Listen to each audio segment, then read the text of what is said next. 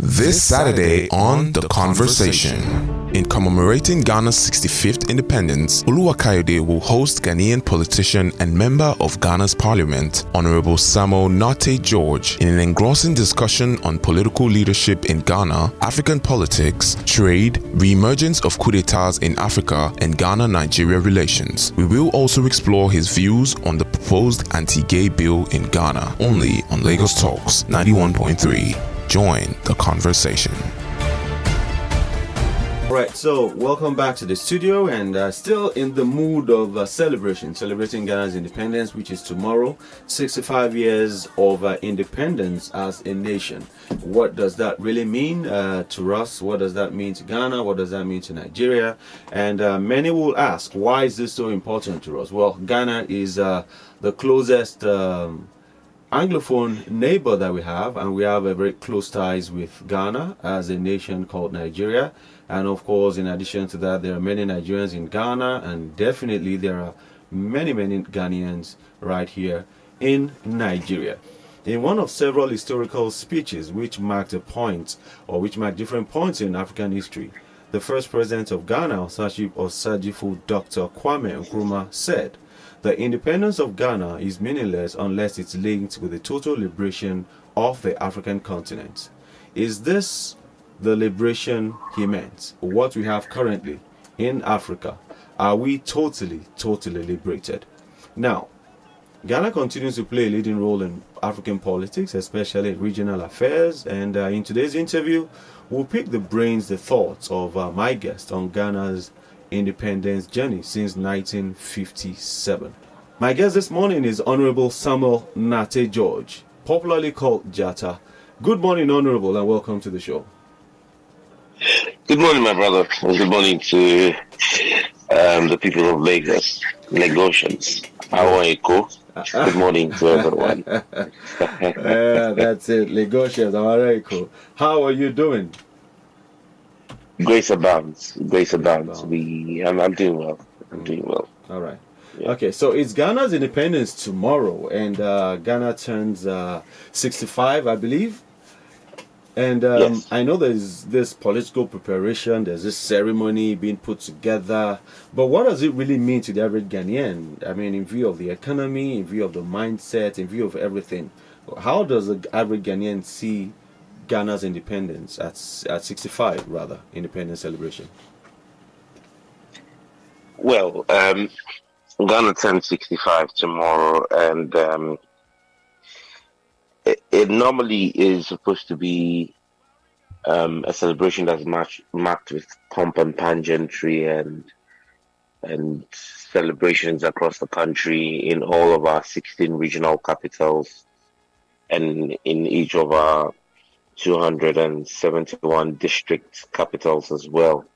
You normally have school kids take part in march past. You'd have the military and security formations also take part in show of strength and solidarity to the national cause. This year, government has announced that the national celebrations will be happening in the central region of Ghana, in Cape Coast, at the Cape Coast Stadium. And so that's where the president will be reviewing the National Guard of Honor and having his speech from. The feel on the ground, really, not what we've seen in past years. In fact, just yesterday, a local TV station here was running a review of social media commentary, where people were saying that they weren't feeling the verve this year of the Independence Day celebrations. You need to have something to celebrate. That's the reality. And I think that you're beginning to see the younger generation of Ghana come up and question the whole essence of our independence and question the whole essence of the celebration and asking, what are we celebrating? Okay. Are we celebrating high unemployment? Are we celebrating the high cost of living? Are we celebrating the incessant bi-weekly increases in fuel prices. What exactly are we celebrating? These are the questions that the ordinary Ghanaian is asking himself. So in a nutshell, so you're saying Ghanaians are not very happy with the current state? There really isn't any zest. You can't see. I mean, in previous years, you'd have seen the flag being displayed very, very prominently across the country. You'd have seen major. You'd have seen signs. There are telltale signs when the country is about to celebrate its independence. This year, it's missing. Yesterday, we had one of our cutting razors towards the independence, which is the annual President's Cup between the two biggest rivals in Ghanaian football, Accra Hearts of Oak and Kumasi Asante Kotoko. Yeah. Thankfully, my team won, which is Accra Hearts of Oak. The president is a Kotoko supporter, and it was interesting beating the president's team and having the president present the trophy to our team in Accra. The famous Hearts of Oak. I mean, the famous Hearts of Oak, Yeah, the continental grandmasters. But the point here is, apart from the verve, which is the normal thing between Hearts and Kotoko games, you really don't see anything that shows that really there's some celebrations going on. All right. Now let's look at, when this president came into power, he made certain statements that, resonated with a lot of people, even development partners and international community, when he said that we were looking at Ghana beyond aid, and that Ghana, it should not be looking at collective stipends from development partners, but they're looking for actual partners, investments and all that. How has that journey been like? Is it really shown in the activities or in the economy in Ghana, or could that be one of the reasons why the economy is not doing well, because aids are not coming? What's your analysis of that? Okay, so you see, I find myself in a very difficult position here during this interview, because anytime I speak on international platforms, I seek to sell Ghana and project Ghana. Definitely. However, the realities are the realities, and we're currently in a place where our economy is in shambles. Our currency is the worst performing currency in the world. Last week, when Bloomberg and the Financial Times of New York published that article that put the Ghanaian cedi as the worst performing currency so far this year, my heart sank. And so it's difficult to want to sell Ghana. It would be hypocritical and dishonest of me to paint a rosy picture. Ghana is a country of huge, immense potentials. We can do and should do more, but currently we are not doing that. Unfortunately, our president has been a huge disappointment. Our president has been, I have been one of his biggest critics, because I believe that he's let down the youth of this country. He's engaged more in soundbite politicking, and that's a typical example is what you're referencing, where he makes very flowery speeches with interesting sound bites for the media houses about Ghana beyond aid and moving us from taxation to production. But he's not matched his policy to his rhetoric. And so you have a government that promises a lot, that has made a lot of promises, that has delivered significantly nothing. And so you have the economy in free fall, the currency is in free fall. You have you have a huge high level of despondency among the youthful population of Ghana. And so, yes, he promised Ghana beyond aid, but Ghana is highly reliant on aid. If you look at our aid portfolio as a portion of our GDP, it tells a different story. Because if you look at Ghana in the early 2000s, when President Kufuor took over from President Rawlings, aid to GDP was somewhere in the region of 40% of our GDP. Debt to GDP in general. No, not debt to GDP. Okay, The amount of aid we got as a relation of as a percentage of what our GDP at the time was about 40%. Yes, so you realize that largely government expenditure was 40% driven by foreign money. Yeah. But as we moved into a lower middle income economy and did the rebasing of our economy in 2007, 2008, and then President Kufuor handed to late President Mills of blessed memory, and Ghana's economy began to take off. And once it became middle income, we no longer had access to concessionary loans and grants like we used to have. You'd see that the curve began to shift. And by 2017, when President Akufo-Addo took over office from President John Dramani Mahama, our percentage of foreign aid to GDP was less than 1%. We'd moved from 40% to 1%. In fact, total foreign aid, if you take away concessionary, the loans and agreements, but aid as in grants and concessionary loans to Ghana's government was less than $1 billion in 2020. So, and that's excluding the COVID reliefs and that, but like bilateral relationships and aids that will normally come through development partners like DFID or the FCDO as it's called now, DANIDA and SIDA and those kind of agencies, GIZ, was less than $1 billion Ghana cedis, less than 1% of our economy. And so Ghana has really moved beyond taking of concessionary loans, not by virtue of what the president said, but simply by virtue of the fact that we've become a lower middle income country, and so you can no longer access a lot of those concessionary facilities. What that has done has meant that Ghana has now gone more into borrowing on the international market, from the Bretton Woods institutions and then from the bond market. We've issued several bonds. Unfortunately, when you look at the kinds of rates that Ghana has issued its bonds at compared to our neighboring countries like Nigeria, like Senegal, Ghana's bonds have been very expensive. I mean, some of our bonds are going at about 8% and 7%, when our compatriots are doing 4% and 5%. And currently, because of the state of our economy and the fact that our economy has been downgraded by Standards and Poor's, by Moody's, we're the CAAA, we're no longer a B-rated economy.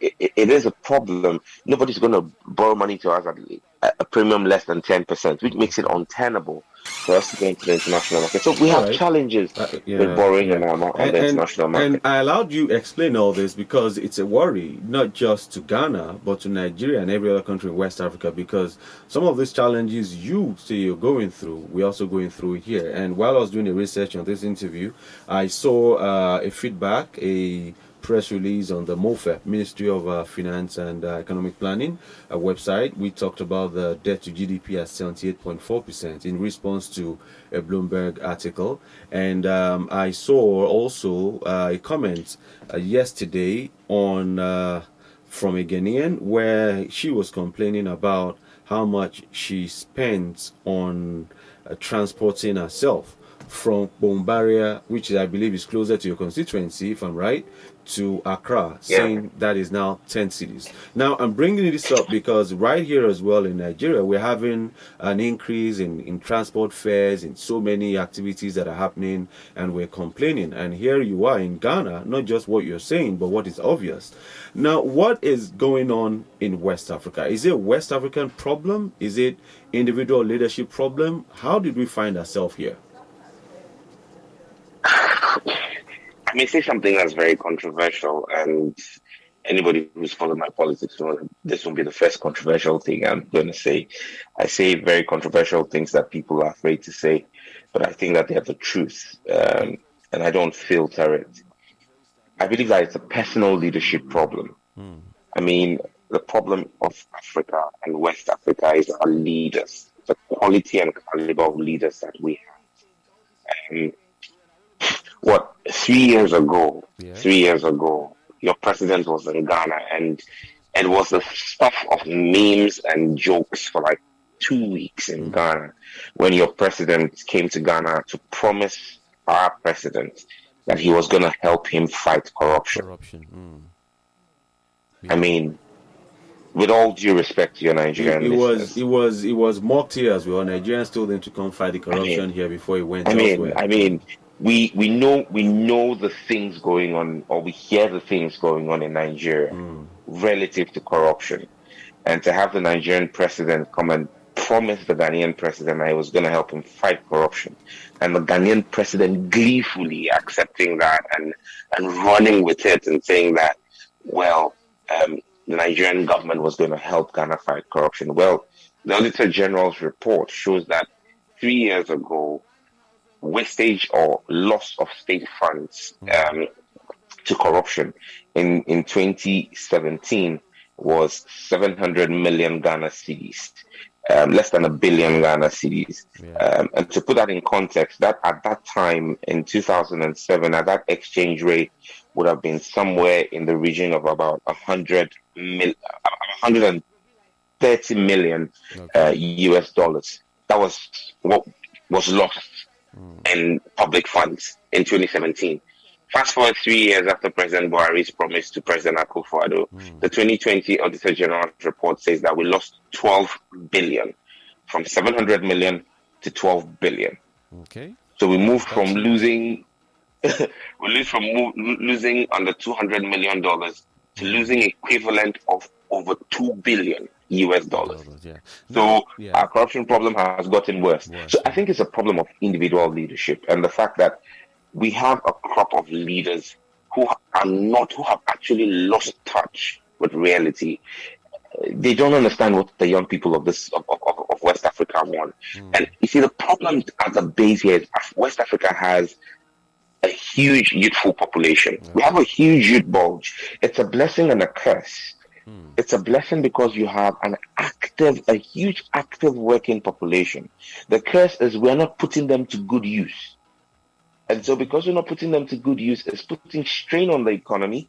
And then you're also having challenges with crime and rising unemployment and the despondency. And that's what's leading you to the coup d'etats around the sub-region. Simply because we've got leaders who have lost touch. Leaders whose policies do not resonate with the ordinary people. Leaders whose heads are in the clouds and the people are wallowing on the ground. All right. Now, based on what you're saying about the youth, which is right, it's the same thing we're experiencing here. But I'm just wondering, looking at the increase in corruption, should I say rates or percentages, now, is it in Nigeria, for example, a lot of people disagree with the president, although you see certain things is done about corruption, setting up this panel, 1 or 2 cases, people have been probed, although people want, the public wants a quicker response to this corruption fight. But in some cases, recently, it's been, should I say, celebrated by some quarters for his attempt to fight corruption. We are seeing that. Now, in terms of Ghana, is there any proof that government is attempting to fight corruption, though failing? Is there anything like that on the grounds? President Akufo-Addo promised as candidate when he was running for office that he was going to set up the Office of Special Prosecutor. That's one promise he's kept. Even though it's a promise that we thought, I for one, again, disagreed when he was running. I said we didn't need an Office of Special Prosecutor. We have the economic... Organized crimes, office. The main challenge we have is the fact that our Attorney General is the same as the Minister for Justice. And so it makes it difficult to have someone who is a chief legal advisor to the president or to government be the same person responsible for handling the prosecution of corruption. He cannot prosecute corrupt persons in government. And so the best thing would have been for us to have a separation of the Attorney General's office from the Ministry of Justice. Now you have the Office of Special Prosecutor, and the OSP takes direction from the Attorney General. So you realize that the OSP is only engaged still in political partisan prosecutions. You're not seeing any member of the president's government who is the people who are actually engaged in utilizing state funds. And we are seeing the allegations of corruption. We are seeing the incidences of corruption and public service. None of them has been prosecuted. In fact, in Ghana, the very first OSP, the very first special prosecutor, actually resigned from office after 2 years and called our president the mother serpent of corruption. Those were that was his description of the president in his resignation letter. Mr. Martin Amidou, who had been a former deputy attorney general, he said he could no longer hold that office because he realized the president was not interested in fighting corruption. The president wanted to use him to fight political battles, and that he could no longer put himself as a slave to the president's malicious agenda, and referred to the president as the mother serpent of corruption. I mean, it was shocking. So that tells you what the fight, the so-called fight against corruption is. That it really is not what it is said or made out to be. It is more of, well, your guess is as good as mine, political talk. Okay, so let's dilute this discussion a bit because it's getting very intense, and we're digging deep into very serious. Let's put it that way. Now let's go to an event that made you extremely popular in Nigeria last year. Almost everybody had your name. Many didn't know your name, but had your description in their mind. They had your image in their mind, and they kept referencing it. People were, calling to say, okay, have you seen this video? And that's the video of the interview you had with the CNN anchor Larry Modowo on your bill. Yes. On your bill, the Proper Sexual Rights and Ghanaian Family Values Bill of 2021. Where are you with the bill? We know that you started, was it public hearing in November with that bill. Give us an update on the bill. How has it gone? And really, what led to you setting up, introducing that bill?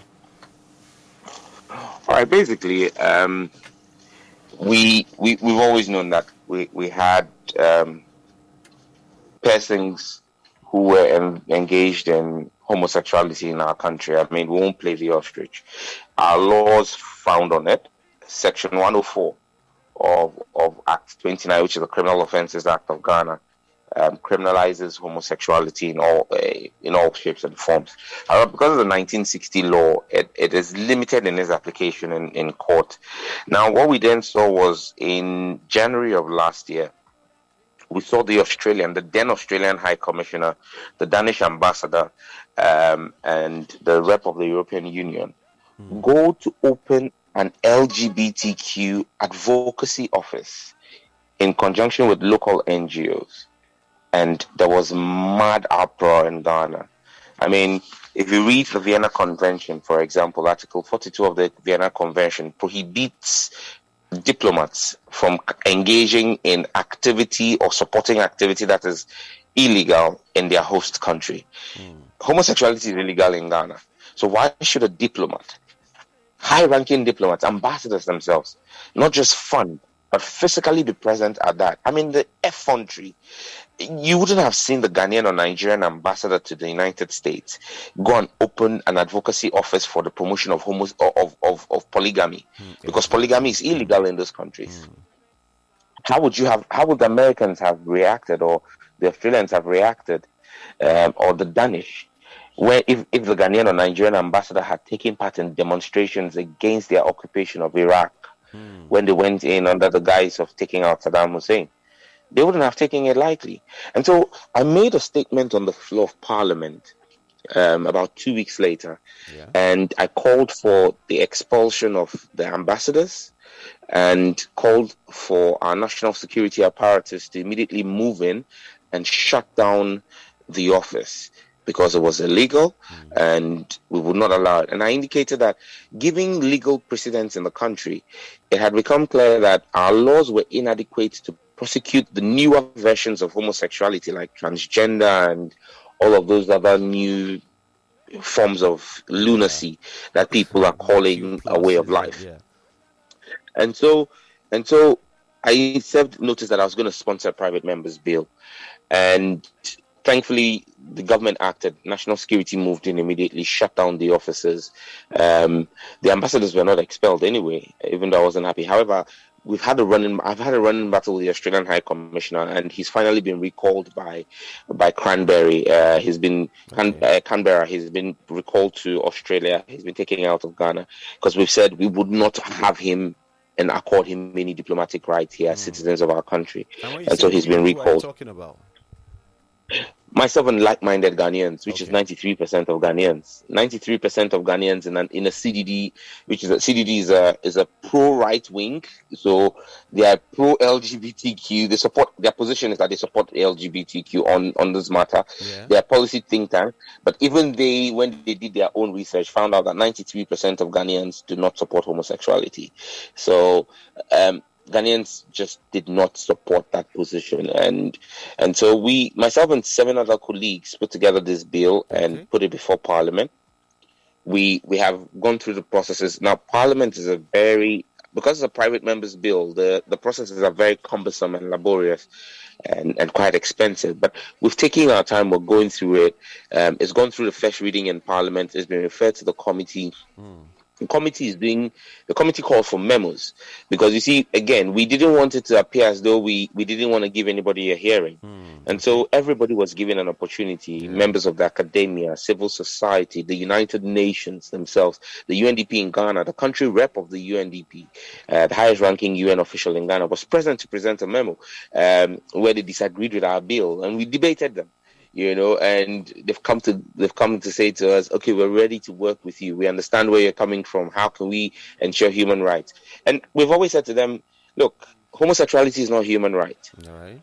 It absolutely is not a human right. And that's the fundamental position of our bill, that homosexuality or sexual identity or gender identity, which is what they are claiming, is different from sex. And I'll just digress here for 1 minute. The basis of this is that people are calling gender a human right, or claiming that it is a constitutional right. I keep saying that when you take all the international charters, be it that the United Nations Declaration on Human Rights, or the International Covenant on Civil and Political Rights, or Economic and Cultural Rights, or the African Charter on Human and People's Rights, any of those charters you take, or the Constitution of Ghana, it states the grounds on which you cannot discriminate against a person. It says you can't discriminate against a person on the basis of their race, their ethnicity, their religion, their sex. It doesn't say gender. Now, there's a difference between sex and gender. Sex is a biological construct that defines and categorizes the human race into 3 different groups: male, female, and what we have come to call intersex, or what previously we used to call hermaphrodites. So they are the freaks of nature, where you realize that you're either male or female, but you see that 1 in about 1 million would always occur where the person is showing the physical traits of one gender, one of the binary genders, either male or female, but their hormonal makeup is different from what they are seeing, and that's where the intersex thing comes. So you realize that the person has a male organ, but is very effeminate. They don't have the requisite levels of testosterone. They rather have higher levels of estrogen. And there are medical ways of determining what is the predominant gene or hormonal makeup, and do the sequencing, and you can actually do the correction of all of these anomalies. All right, Honorable. So, as it stands now, of course, I even heard that I read an interview with the CEO of the Mental Health Authority, Dr. Akusiose, where he says, it's not about, it's not nature, that 93% of it is learned, and that just 6.7% is nature and all that. So, right now, yeah, go ahead. You were going to say something quickly. Well, I was just going to say that until 1971 in the United States, homosexuality was considered a mental illness. Now, the decision to move it away from a mental illness like schizophrenia and make it a human right. Okay, we've lost you again. It was a vote of Congress. Okay. It was a vote of Congress. Congress made a vote. So it was not a scientific decision, it was a political decision. So there's no science backing the claim that it is a biological thing. It's not biological. Okay, so as it stands, where are you? The race is still on. Are you losing steam? Are you winning more people on your side? Where exactly are you with this? We're not losing steam at all. The problem with Ghana, It's not a problem. The structure of Ghana's parliament is that our meeting, the third meeting of the session, which is from October to December, is normally our budget hearing, our budget meeting. So you hardly have any bills go through because the focus of Parliament and its committees is on the budget. And those who followed Ghanaian politics realizes that our last budget was very chaotic, led to scenes of fighting in Parliament and all of that. And so that has taken preeminence over everything. But even when we resumed this year, we've had another sitting. I think we're left with 2 more public sittings. Okay. And after that, the committee is going to move straight into conclave and start the clause by clause. I'm hoping that before the end of this year, we should complete the process. All right. So we'll be on standby for that. Now, and we're looking at, there's so many, we have very little time to go now. Okay, let's do this quickly. It's been about 16, 17 months since the passing of Flight Lieutenant Jerry John Rawlings, who is the founder of your party, and we know how vocal he is in politics. Is Ghana missing his presence and his words right now? I'll find it hard to say, and may the soul of Flight Lieutenant Jerry Rawlings rest in peace. I mean, he's someone I respected so much. I named my first son after him. Okay. My first son is called Jeremiah. Right. You know, I wouldn't say we are missing him. Reason I won't say we are missing him is because he's larger than life. His legacy is eternal. Okay. And so he may not be here, but the principles for which he stood, the principles on which he founded our party, probity, accountability, social justice, are principles that live even after him. And so he may not be with us physically, but we don't miss him because his work, his words, his legacy live on. And so, yes, he lives in our hearts and lives in public discourse every day. Okay. So now let's do a bit of West Africa before we let you go. And we've had Guinea, Mali, Burkina Faso, and we've had an attempted one in Guinea-Bissau, Chad, neighboring regions are there, and there's Sudan. All these people have experienced coup d'etat in the last 2 years or thereabouts. What is responsible for this trend? What does it really mean to West Africa? And if you look at this pattern, all these countries are Francophone countries, with the exception of Guinea-Bissau. Are Anglophones safe? So it's like 2 questions in one. Well, I was going to say I don't know what our French brothers have been drinking, but clearly there's something going on in Francophone Africa, and I think it's a failure of French foreign policy. Okay. When I say French foreign policy, I mean France. France has had this penchant for being active in the operations of these countries, and it appears that they have had a number of puppet masters or puppets that have been controlled by the puppet master in France. Okay. Now, don't forget, earlier on in this conversation, we spoke about the challenge of the youth bulge, having a very youthful population, a population that's becoming more savvy, a population that is not as connected to France as their parents were. Okay. Their parents went to school in France. Their parents see France as the home mother, the real motherland, as a big uncle or big auntie. And so you realize that you have a newer generation that's questioning the role of France. France keeping 60% of this country's reserves in the central bank of France. People are beginning to question the relationship between their very grown, old presidents who want to please France rather than the youth of the country. And people are beginning to question that. And so you're beginning to see tension simmer in those countries, and you're beginning to see the military take advantage of it. However, a larger part of the problems and upheavals we're seeing, like it or not, is linked to the fall of Libya. Okay. The fall of Libya has created instability in the Sahel part of Africa. And what you have is unnecessarily huge amounts of weapons in that region. Now, you've also seen with the collapse of ISIS in the Middle East, you've seen the movement and migration of terror-based organizations into the Sahel because the strongman of that area, Gaddafi, who didn't allow for such activities, Islamic fundamentalism of the kind we see in ISIS, happen there. He's no longer there. He's been taken out by the West. Yeah. There is really no strongman in that part of the country or of the continent. You are having these Islamic groups come in there, and forgive me, we call them Islamic groups, even though I disagree with that description, okay. Because many of those groups use Islam as a front. What they do is actually not proper Islam. They're just extremists. Okay. So let's call them extremists, because I think it's not fair to Islam. It better. Yeah. Exactly. You see these extremists who are actually coming into those areas and using the instability in those areas to foment the troubles that they want to foment.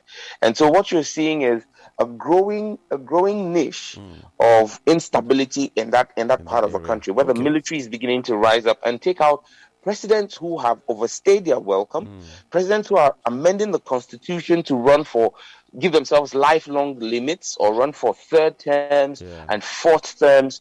And that's the problem of ECOWAS. All right, ECOWAS is headed by the Ghanaian president. Yeah. They said nothing when the Senegalese the Guinean president changed the constitution and said he was going to run for a third time, Alpha Conde. Where was ECOWAS? ECOWAS was quiet. They didn't say anything about it. Then when the military steps in and kicks him out because he had subverted the constitution, you then say you are imposing sanctions on the military. I mean, it's the hypocrisy of ECOWAS. But are we safe? We are not safe. Because the military across the continent or the sub-region is looking at the actions there.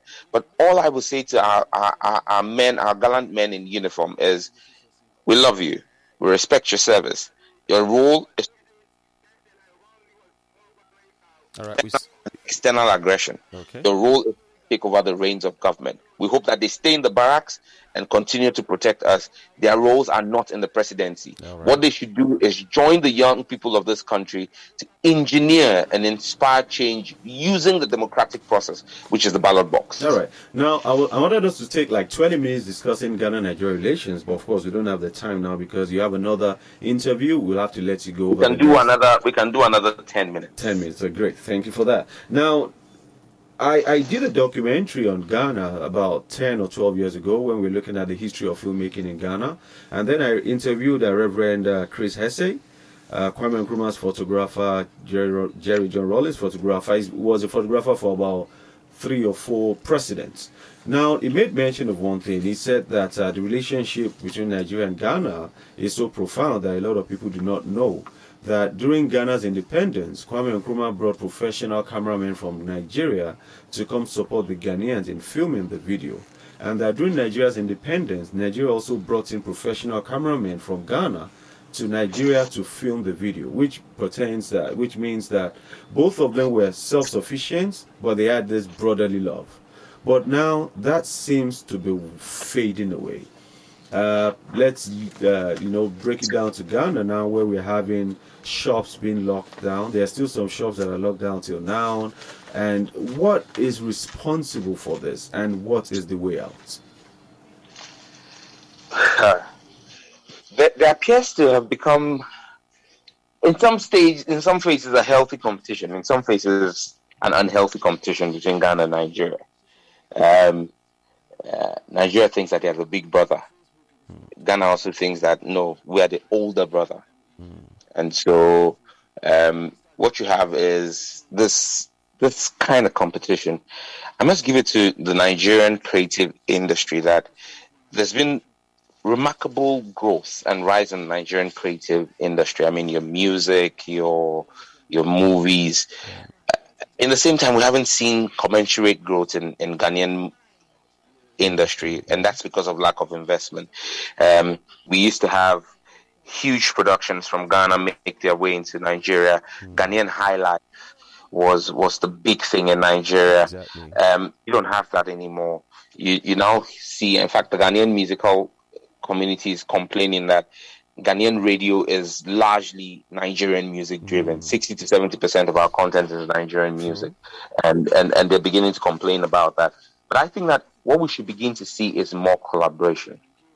a lot more collaboration where we can grow the industry together in both countries. Okay. Nigeria has got a huge market, and this is going to lead me to an issue that you may not have raised, but you realize that even when it comes to trade, yes, recently there's been the standoff in Ghana. We're using our GUTA, the Ghana Union of Traders Association, is going after Nigerians in retail business. Was actually coming to that, yes.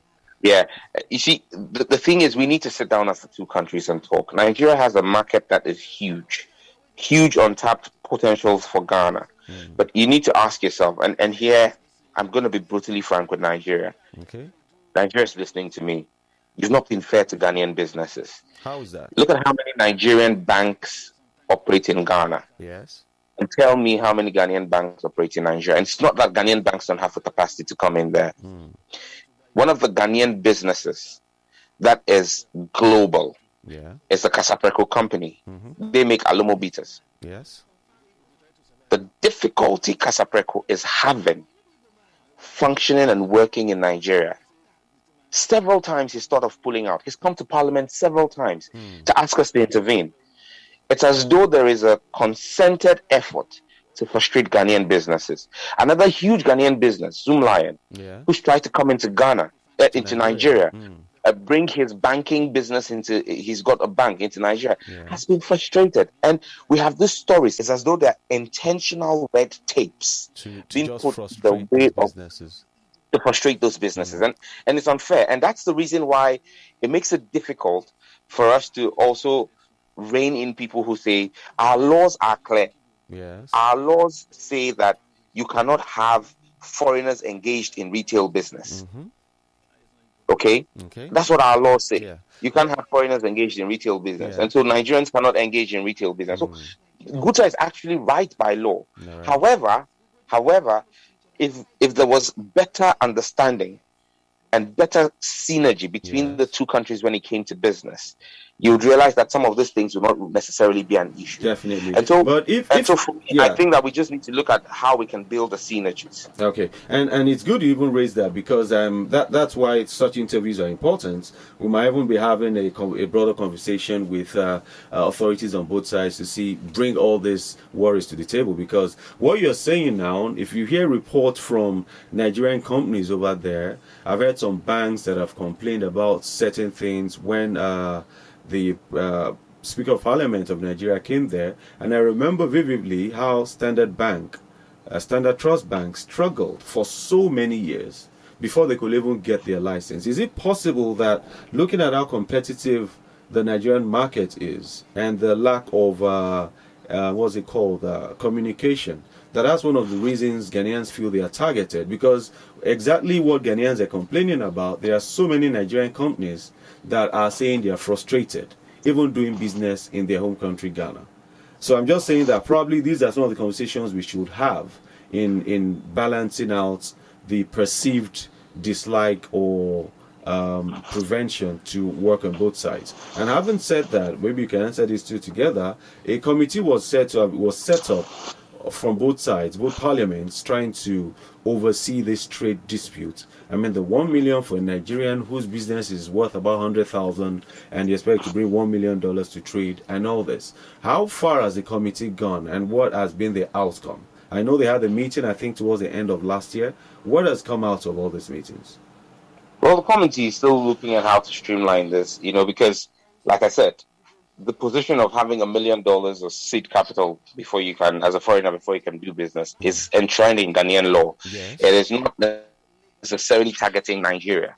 It is, it's for everybody. You understand me? Now, if we have to do an exemption to it, if we have to look at the new paradigm, which is AFTA, the African Free Common Trade Area, and all of that, and what that portends for us, we need to have a broader conversation by way of policy, but it must be reciprocal. I'll give you a typical example. I drove to Nigeria sometime in 2015. Okay. At the time, I was working in the Office of the President. I drove my official Government of Ghana Office of the President vehicle. I drove myself. When I got to all the borders across into Togo and Republic of Benin. I showed the card paper documents. I showed my identity. I was allowed through. When I got to Nigeria, and I had actually gone to the Nigerian High Commission in Ghana to speak to them and say, I'm driving to Nigeria. I'd had a similar experience before. And the head of commerce, the commercial attaché, actually gave me a note saying, look, let this vehicle through. When I got to Semeboda with my official vehicle, I was stopped at Semeboda and made to put down a bond in 2015 of $3,000 before I was allowed to drive in. Explanation given to me was I could be bringing the car into Nigeria to sell. And I said, this is an official government of Ghana car. It's impossible. It will make no business sense for me to come and to import a car into Ghana and come and sell in Nigeria, because import duties in Ghana are higher than in Nigeria.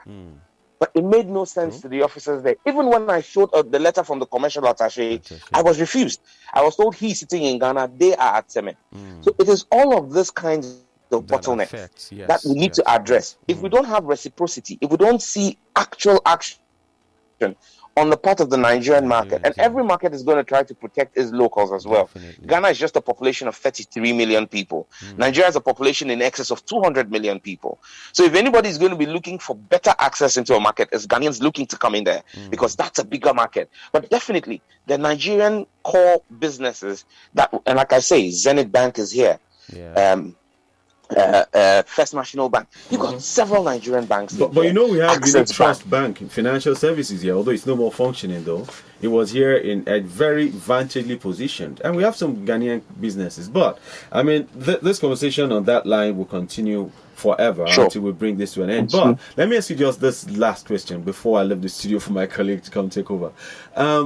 Few weeks ago, we heard this Ghana card becoming a travel document, and Nigerians are very excited, even bashing the government here and everything. Then later there was this report that was it Immigration or Ministry of Foreign Affairs says, well, maybe it's at a higher power level, they are not aware of that. Then later on we had immigration issue some statements saying that these cards could be used, but for now should be used in ECOWAS, but it's generally admitted in 40,000. Could you clear the air on this? What really is the Ghana card used for, and how is it used?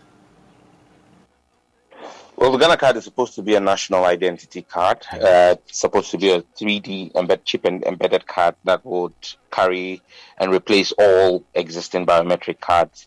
It's again another project that is a laudable project. It's a project that started under President Kufuor in 2007, was continued by President Mills and President Mahama. This government has come in, rebranded it, and is running with it. But that's the problem. They create mirage, things that don't exist. The Ghana card is not a travel document, and ICAO had to come up and put up a disclaimer and say that you can only use it as a travel document if there's a bilateral relationship between an agreement between two countries. You know, there are countries where you can fly into without the visa. Yes. Holding your country's passport. That's a bilateral relationship. You don't need a visa between Ghana and Nigeria. That's because we have a 90-day bilateral free travel arrangement. If Ghana and Nigeria agree that Ghanaians coming into Nigeria can come in with their Ghana card, then that becomes a travel document only for the purposes of Ghana and Nigeria travel. But it doesn't mean that the Ghana card is a global travel document.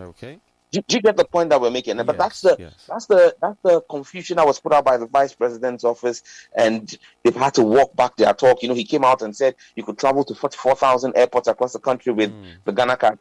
I mean, how do you show up at JFK or Heathrow and you don't have a passport and you say this is my Ghana card? They'll put you in the cargo compartment of a plane and send you back. Honorable. I don't even know where to start from with this. But it's been a pleasure having you on the program. And I dare say that what a lot of my listeners don't know is that you actually have a thing or a link to Nigeria. Tell us about that. Your youthful age, you say you used to preach in Nigeria then. I actually grew up in Nigeria. I grew up in Ajawa Estate. No, I was born in Ghana. But I came to Nigeria as young as 2 years old, and I was there till I was almost 15 and had to come to the university. So I had all my education. I attended Moli International School in Ajawa Estate. From there, I went to Grace High School in Bagada, and then ended up at Command Secondary School. So let me just ask you this briefly. Let me ask you. So Yoruba and she duro. She boy Yoruba and dada. Yoruba me. Okay. It's not as fluent as it used to be, but I'm so dear. I've got a few Nigerian friends that I speak with, and once in a while I try to still speak the Nigerian pidgin. The Nigerian pidgin is different from the Ghanaian pidgin. True, so when I came to Ghana, I had to learn the Ghanaian pidgin, and I try to refresh my memory with the Nigerian pidgin from time to time. All right. Yeah, but so don't worry. Like it's done in the West. Now that you're flying high in Ghana, we'll claim you as one of our sons. Well, when people find out that I lived in Nigeria, then they say in Ghana, they say, now we understand, because your disposition is not 100% Ghanaian. You have that verve, that aggression of Nigeria. I said, when you were growing up in school and they always call you Omogana, you have to make sure that you are wild. Yeah, wild, yeah. Lagos was a good place to live in, and I have very fond memories, and my life was shaped in Lagos, and so it's part of the reason why I keep hoping and praying that Nigeria reaches its full potential. Definitely, Nigeria is a blessed country with great potential and immense opportunities. I just wish that everybody would get a share of it, and that we would see Nigeria take its rightful place as the giant of Africa. That moniker, the sleeping giant, that the giant has to wake up. The giant has been sleeping for too long, man. You need to wake up. Yeah. All right, Honorable. Thank you so much for that time. We really appreciate the time you spent with us. Yeah, but before I go, let me just state it. Ghanaian jollof is the ish, man. Ghanaian jollof, and especially the Ghanaian jollof made by my wife. Nobody can hear you now. Plenty. Nobody can hear. Ghanaian jollof made by my wife with proper goat meat and plenty pepper. Okay. That is it. And then you top it up with a glass of Coca-Cola. I see that. Can't go wrong with it. Thank you, Honorable. Do have a fantastic day. Thank you for the time you spent with us. We are Lagos Talks 91.3. Let's talk.